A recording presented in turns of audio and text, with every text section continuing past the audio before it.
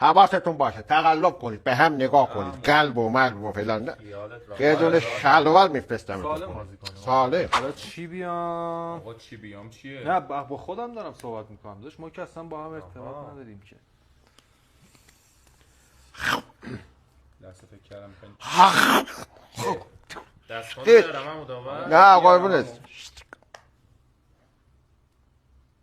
جان په دوره در نستنین چی شد؟ بابا عمو نه نمیشه. نداره برو من مو میره تو دهنم خرت خشت میکنم راستی زور سبزی خریدی جعفری و گشنیز گفتی به یارت بریزه توش نه گیشنیز یادم رفت. ای خاش تو سرت گیشنیز آخه- میگی دیگه. آره یادم بابا رفت. سوپ حالا گیشنیز هم نداشته باشه موردی نه بابا سوپ بدون گشنیز فایده نداره که یادم رفت بگیرم با ببخشید. احسن گیش تپه داداش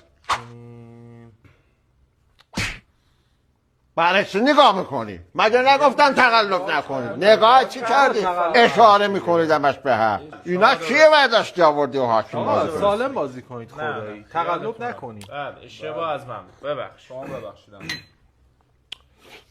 خب نوبت کیه؟ بیاد. خب نوبت کاظمه منم، الان میام. من نگاه راستی کاظم پیشنیشو پر کردی؟ آها پیشنیش آره پر کردم پیش. بابا جان پر پیش. کردم. بحثن ددوه لعنت بحثن ددوه لعنت گیشتفه اولی عمو ببخشید من میبرم. ایول. برید.